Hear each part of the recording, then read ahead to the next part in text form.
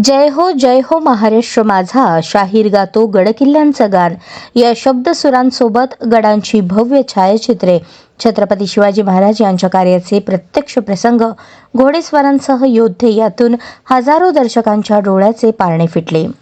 महाराष्ट्र राज्य सांस्कृतिक कार्य संचालनालयाच्या वतीने शनिवारी गडगर्जना हे महानाट्य हरिभाई देवकरण प्रशालेच्या मैदानावर सादर झाले.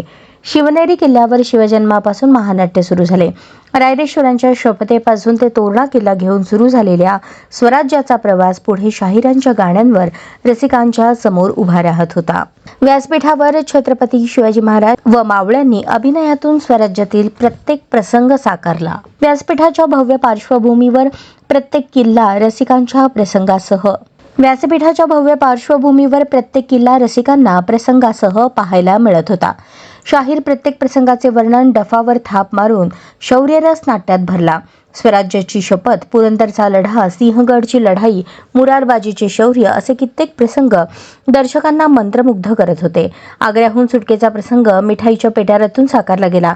शाहिस्तेखानास पठावरील किल्ला घेण्यास तब्बल 55 दिवस लागल्यावर तो डोंगर माथ्यावर येणारच नाही हे मावळ्यांनी अचूक हेरले. छत्रपती शिवाजी महाराजांनी त्याची बोटे छाटल्यानंतर तो लाल महालातून पळाल्याचा प्रसंग अप्रतिम ठरला. 5000 सैन्यांचा पगार घेऊन फक्त 1000 सैनिकांना सोबत घेऊन आळसाने जगत होता याची बातमी हेरांनी आणली. छत्रपती शिवाजी महाराजांनी सुरत लुटून शाहिस्तेखानाच्या आक्रमणाचा चोख बदला घेतला. गड आला पण सिंह गेला.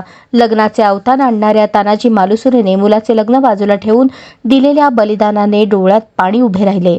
या निमित्ताने चिपळूण जवळील कंजाळगड विश्रांतीसाठी घेतलेला प्रसंगासाठी प्रत्यक्ष घोडेस्वार व्यासपीठावर दाखल झाले. या प्रसंगाने सोलापूरकर मंत्रमुग्ध झाले.